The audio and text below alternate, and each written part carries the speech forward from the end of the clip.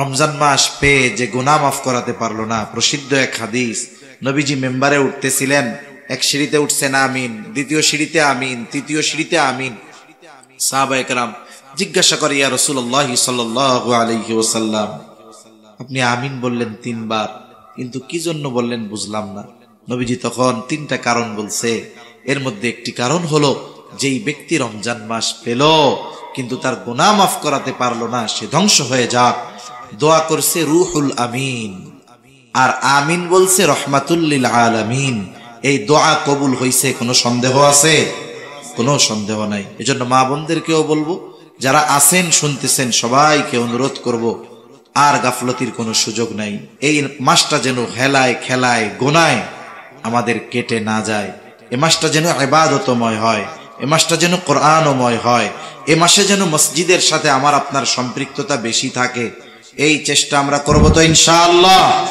আল্লাহ তাআলা তৌফিক দান করেন। জবান খুলে বলি আমিন। এখন এই মাসে আমাদের আমল কি, করণীয় কি, জানার দরকার আছে না নাই?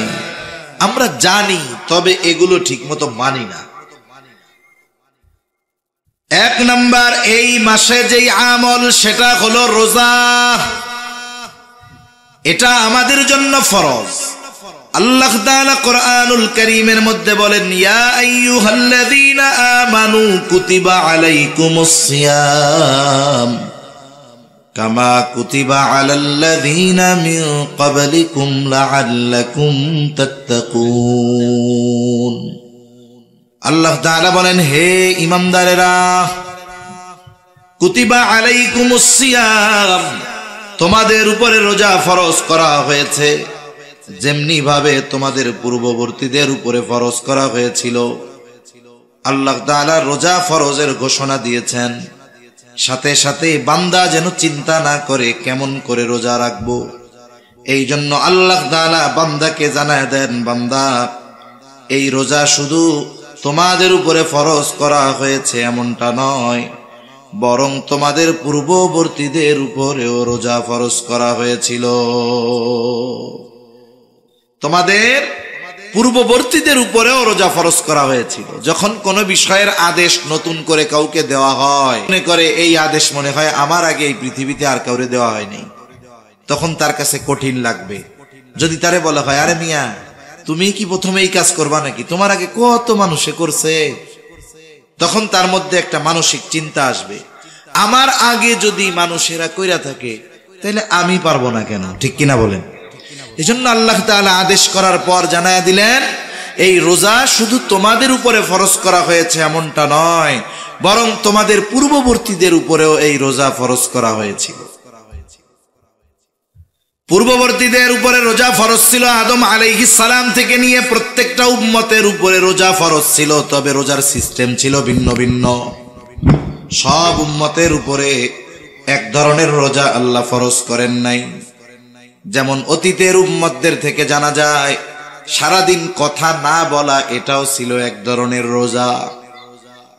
যেমন হযরত মারিয়াম আলাইহিস সালাম যখন আল্লাহর কুদরত ঈসা আলাইহিস সালাতু ওয়াস সালামকে ভূমিষ্ঠ করলেন, দুনিয়ায় আসলো ঈসা আলাইহিস সালাম, বাবাবিহীন আল্লাহ তাআলা তাকে দুনিয়ায় পাঠিয়েছেন। এবার দুগ্ধপোষ্য ওই শিশু সন্তানকে নিয়ে আল্লাহ তাআলা আদেশ দিলেন, যাও তুমি তোমার কওমের কাছে চলে যাও। সাথে সাথে আল্লাহ রাব্বুল আলামিন তাকে জানায় দিলেন যে তোমারে তো তোমার কওম সম্প্রদায় অনেক কথা জিজ্ঞাসা করতে পারে, তুমি তখন কি করবা? আল্লাহ তাআলা শিখায় দিলেন, তুমি বলবা, ফাকুলি ইন্নী নাযারতু লির-রহমানি সাওমান ফালান উকাল্লিমাল ইয়াওমা ইনসিয়া। যখন আসছে নিয়া, বিবাহ শাদী হয় নাই, কোলে বাচ্চা, স্বাভাবিক মানুষেরা তো খারাপ বলতেছে, জিজ্ঞাসা করতেছে পোলা কার, এই কার।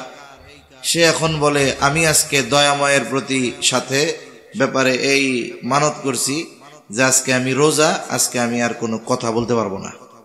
তার মানে দেখুন, সারাদিন কথা না বলা এটাও রোজার একটা সিস্টেম ছিল, যে আমি আজকে মানত করেছি এটা, যে আমি আজকে রোজা, যার কারণে ফালান উকাল্লিমাল ইয়াউমা ইনসি, আমি তোমাদের সাথে কোনো কথা বলতে পারবো না আজকের এই দিন। এখন কথা না বললে বাস্তব অবস্থা কি জানা যাবে? ঘটনা কি তো কিছু জানা যাবে না। এবার তারা বলা বলি শুরু করতেছে, ইয়া উখতা হারুনা মা কানা আবুকি ইমরাআ সাউইন ওয়া মা কানাত উম্মুকি বাগিয়া।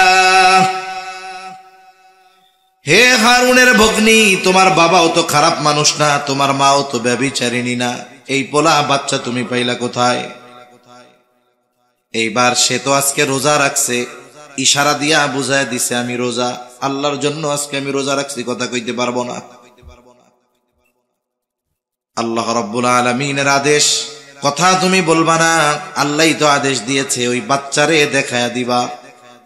ওরা যখন এই কথা বলতেছে, মারিয়াম আলাইহিস সালাম ঈসা আলাইহিস সালামের দিকে ইশারা করে দিছে, আমি তো কথা বলতে পারবো না, এরে জিগাও। এখন 2-1 দিনের শিশু কথা বলতে পারে নাকি? জোরে বলেন, পারে? পারে না। এরা এবার বলতেছে, ইশারা দিয়া দিছে এইদিকে, ফাশারাত ইলাইহি, আমারে কিছু না কইয়া এই বাচ্চারে জিগাও। তারা বলে, ক্বালু কাইফা নুকাল্লিমু মান কানা ফিল মাখদি সাবিয়্যা।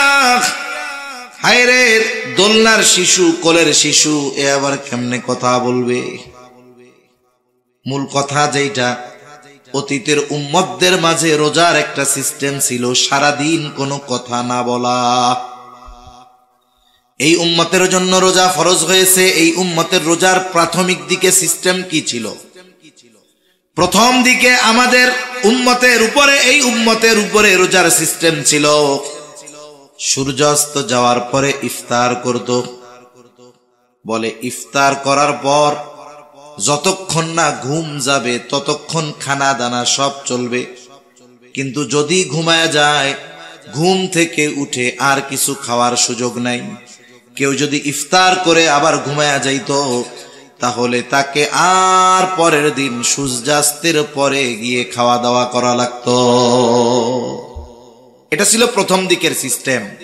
ইফতার করে রাতে নামাজ পড়ে খাওয়া দাওয়া করে এই যে ঘুমাইতো, ঘুম থেকে উঠে আর খাওয়ার কোনো সুযোগ ছিল না। 2টা ঘটনাকে কেন্দ্র করে আল্লাহ তাআলা আমাদের জন্য রোজাকে আরো ফরজ করে দিয়েছে। এক সাহাবী, সে দিন আনতো দিন খাইতো, প্রতিদিন তার পরিশ্রম করা লাগতো খাওয়ার জন্য। একদিন ইফতারের সময় সে হালকা কিছু ইফতার করছে, খেজুর দিয়ে একটু পানি দিয়ে, সারাদিন অভুক্ত, খিদা লাগছে। স্ত্রীরে বলছে, তুমি এক কাজ করো, খাবার কিছু আছে কিনা একটু দাও। তা ওনার স্ত্রী বলছে, ঠিক আছে, আপনি অপেক্ষা করেন, আমি আসতেছি। এখন খাবার আনতে আনতে ওই লোক ঘুমায় গেছে। ঘুমায় যখন গেছে, বলেন তো, ঘুম যেহেতু গেছে, ঘুম থেকে উঠে আর কিছু খাইতে পারবে? এখন সে রোজা, রাত হোক তাতে কি, তার মানে আগে রাইতেও রোজা ছিল, দিনেও তো ছিল। এরপরে লোকটা রোজা রাখছে, পরের দিন দুপুরবেলা কাজ করতে গিয়ে ক্ষুধার তীব্রতায়, দুর্বলতায় অজ্ঞান হয়ে গেছে। এটা হলো একটা ঘটনা। হযরত ওমর রাদিয়াল্লাহু তাআলা আনহু, উনি ইফতার করার পরে, নামাজ কালাম পড়ার পরে ঘুমায় পড়ছেন। পরবর্তীতে ওনার স্ত্রীর সাথে মেলামেশা হয়ে গেছে রাতে। এই 2 ঘটনা নবীজি সাল্লাল্লাহু আলাইহি ওয়াসাল্লামের কাছে জানানো হলো। এই 2 সাহাবীর ঘটনাকে কেন্দ্র করে আল্লাহ তাআলা উম্মতে মুহাম্মাদের জন্য রোজাকে ফরজ করে দিলেন। একেবারে সুবহে সাদিক পর্যন্ত পানাহার স্বাভাবিক সময়ের মতো করে দেওয়া হলো। সূর্যাস্ত থেকে নিয়ে সুবহে সাদিক পর্যন্ত খাওয়া দাওয়া সব কিছু চালু থাকবে। আর সুবহে সাদিক থেকে নিয়ে সূর্যাস্ত পর্যন্ত পানাহার থেকে বিরত থাকবে, স্ত্রীর কাছে যাওয়া থেকে বিরত থাকবে। উম্মতে মুহাম্মাদির জন্য এরপর থেকে রোজাকে সহজ করে দেওয়া হলো, যেই ধারাবাহিকতায় এখন আমরা রোজা রেখে থাকি। তাহলে আমাদের এই উম্মতের উপরেও প্রাথমিক দিকে রোজাটা একটু কঠিন ছিল, পরে আল্লাহ তাআলা আয়াত নাজিল করে, ওহী নাজিল করে উম্মতে মুহাম্মাদির জন্য রোজাকেও সহজ করে দিয়েছে। এই রোজা আমরা সবাই রাখবো তো ইনশাআল্লাহ।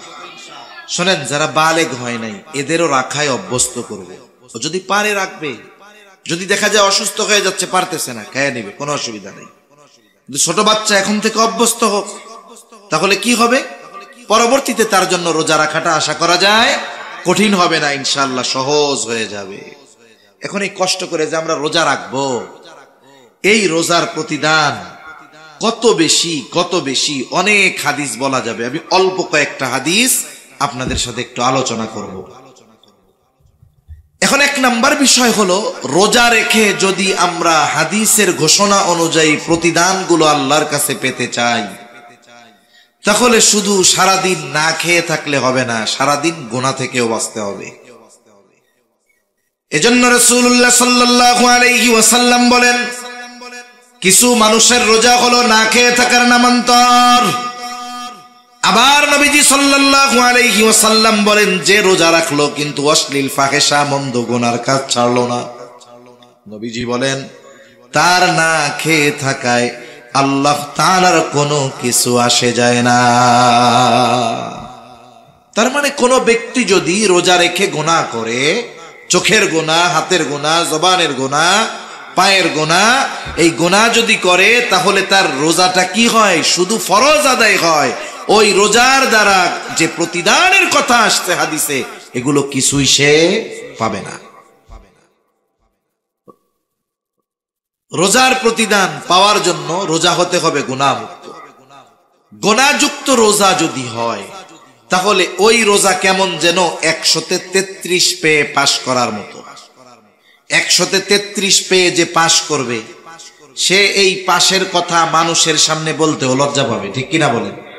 কতজন তারে টিটকারি করে বলবে, এক কম পাইতা তাহলে আরো ভালো হইতো, আগামী বছর পরীক্ষা দিয়ে আর একটু ভালো রেজাল্ট করতে পারতাম, এখন তো সেই সুযোগও নাই, পাইছো মাত্র 33।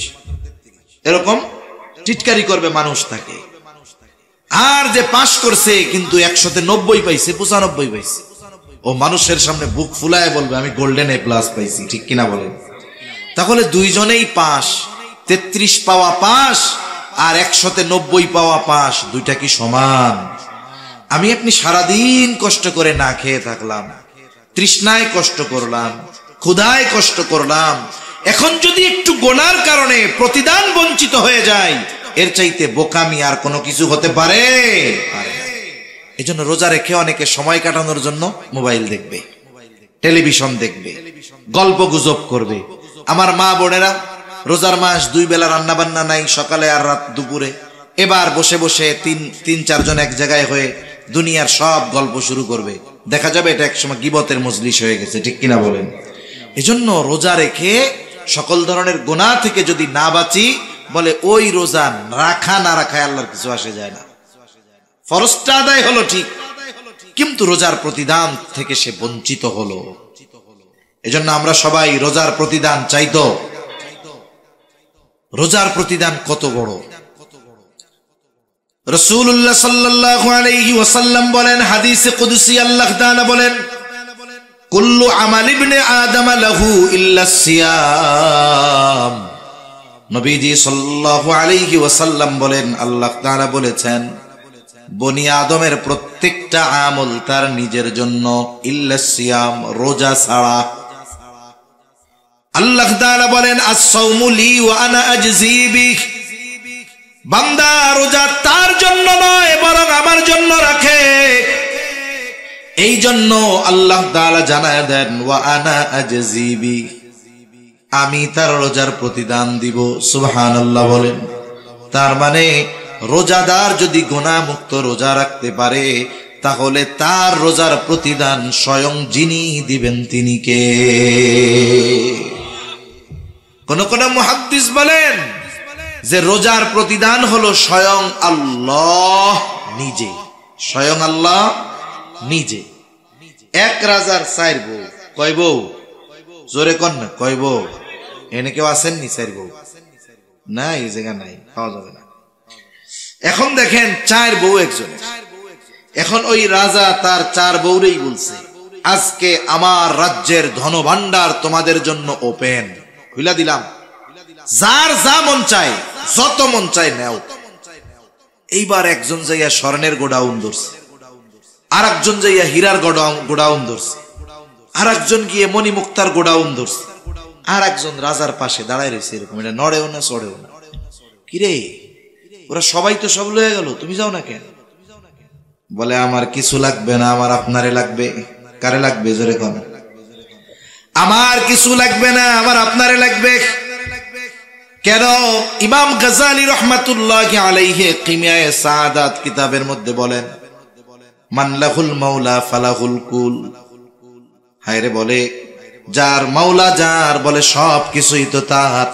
বলে রাজা আমার কিছু লাগবে না, আমার আপনাকে লাগবে। আপনাকে যদি আমি পেয়ে যাই সবকিছুই আমার হয়ে যাবে। কেমন যেন রোজাদার, প্রকৃত রোজাদার আল্লাহকে পেয়ে যাবে, যে তার রোজার বিনিময় হবে রব।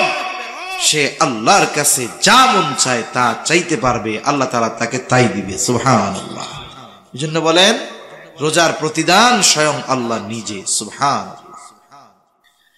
আবার আল্লাহ রাব্বুল আলামিনের নবী জানায় দেন, যারা দুনিয়ায় আল্লাহর জন্য পিপাসিত থাকবে, তৃষ্ণায় বুকের ছাতি ফেটে যায়, তাও পানি আছে ঘরে, ফ্রিজে, জগে, কলে, সব জায়গায় পানি আছে, কেউ দেখে না। শুধুমাত্র চিন্তা করে পানি পান করলে কেউ না দেখলেও কে দেখবে? জোরে বলেন। এই চিন্তায় আল্লাহর জন্য যারা পিপাসায় কষ্ট করে, তৃষ্ণার্ত থাকে, নবীজি জানায়া দেন আল্লাহ তাআলা ওই মানুষগুলাকে কিয়ামতের দিন নিজে পানি পান করাবে। দুনিয়ার গরমের তৃষ্ণায় কষ্ট বেশি না আখিরাতে কষ্ট বেশি হবে? ওই দিন আল্লাহ তাআলা যারা দুনিয়ায় আল্লাহর জন্য তৃষ্ণায় কষ্ট করেছে, আল্লাহ তাআলা ওই দিন তাদেরকে স্বয়ং নিজে পানি পান করাবে। আবার রোজাদার আল্লাহ তাআলার কাছে কত প্রিয়। রাসূল আকরাম সাল্লাল্লাহু আলাইহি ওয়াসাল্লাম বলেন, লা খুলুফু ফামিস সাইমি আতয়াবু ইনদাল্লাহি তাআলা মির রিহিল মিস্ক।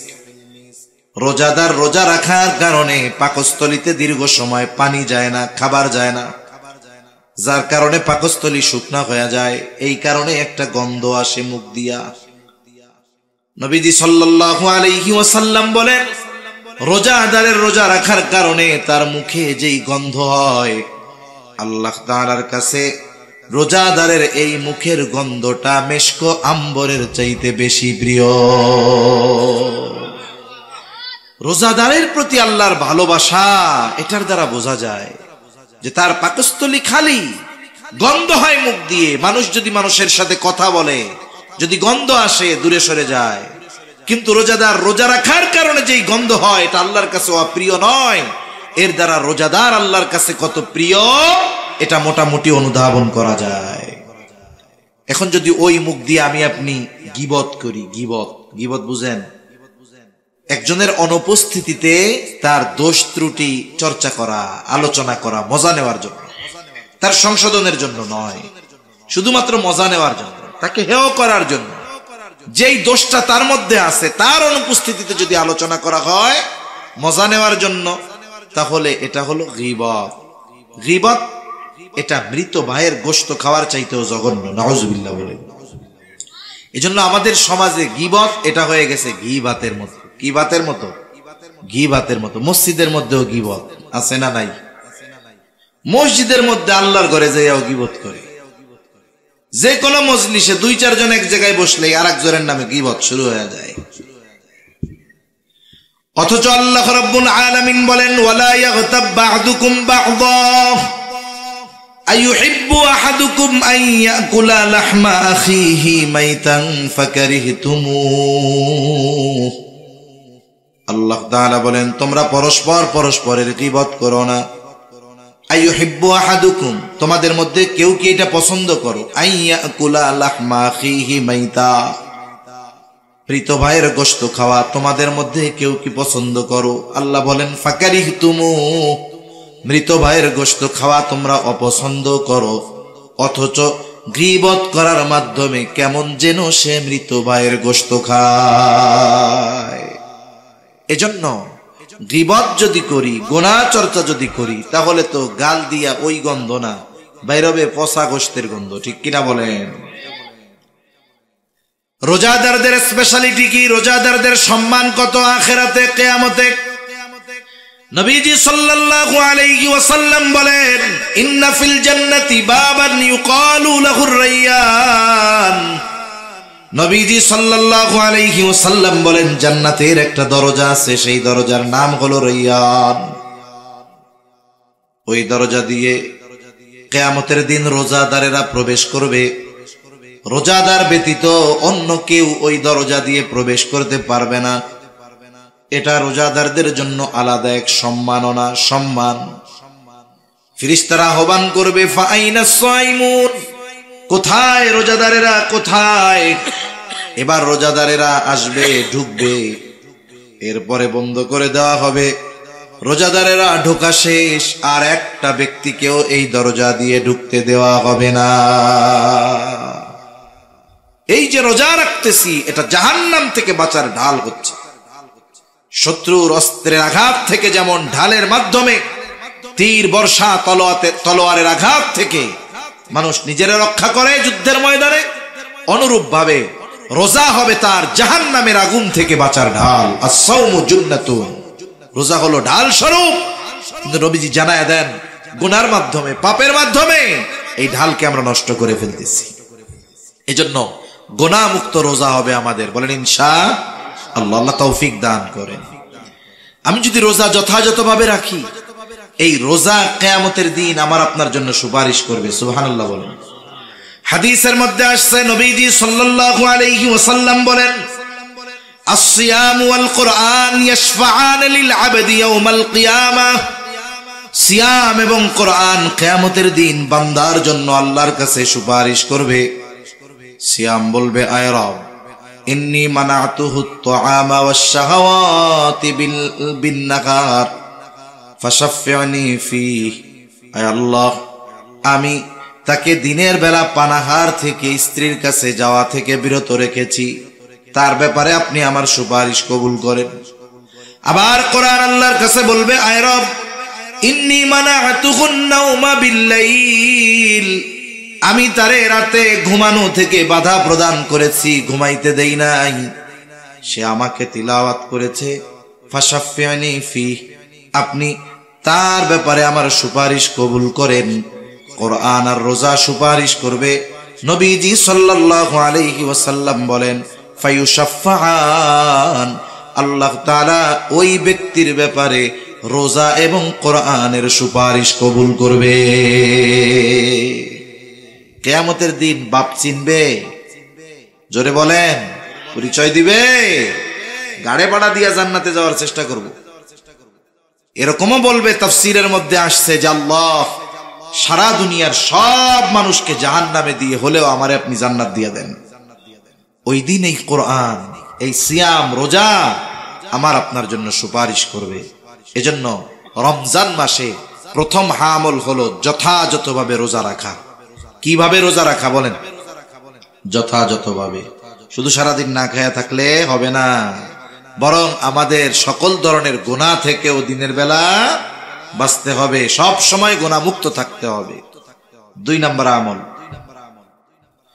রাসূলুল্লাহ সাল্লাল্লাহু আলাইহি ওয়াসাল্লাম রোজার ব্যাপারে বলেন, মান সামা রমাদানা ঈমানান ওয়া ইহতিসাবা গুফিরা লাহু মা তাকদ্দামা মিন যামবি ওয়া মান কামা রমাদানা ঈমানান ওয়া ইহতিসাবা গুফিরা লাহু মা তাকদ্দামা মিন যামবি।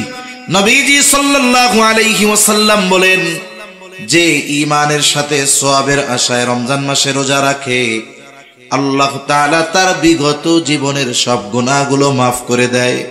আবার যে ব্যক্তি রমজান মাসে ঈমানের সাথে সওয়াবের আশায় নামাজ পড়ে, মুফাসসিরিনে কেরাম বলেন তারাবির কথা, তারাবি পড়ে, আল্লাহ তাআলা তার বিগত জীবনের সব গুনাহগুলো মাফ করে দেয়। এখন এই তারাবি, এই তো কষ্ট আমাগো। আহা, অনেকে চিন্তা করতেছে রোজা তো রাখমু কষ্ট করে, বিকাল বেলা তো ইফতারটা ভালো করমু, তারাবি 20 রাকাত, উফ, এখনই কোমর ব্যথা, গিরা ব্যথা, ঠ্যাং ব্যথা শুরু হয়ে গেছে। এজন্য হাদিসের মধ্যে আসছে, রমজান মাস যখন আসে মুমিনের অন্তরের মধ্যে এক ধরনের প্রফুল্লতা কাজ করে। কেন? প্রকৃত ইমানদার চিন্তা করে, এই তো সুবর্ণ সুযোগ আগামী 1 মাসের পাথেয় সংগ্রহ, 11 মাসের পাথেয় সংগ্রহ করার। মোবাইল চার্জ দেন 1 ঘন্টা, টিভেন 12 ঘন্টা, তাই না? কয় এই 1 মাস সে আমলের মাধ্যমে সামনের 11 মাসের পাথেয় সংগ্রহ করে নিবে। এজন্য তার আনন্দ লাগে, ইবাদতের মৌসুম।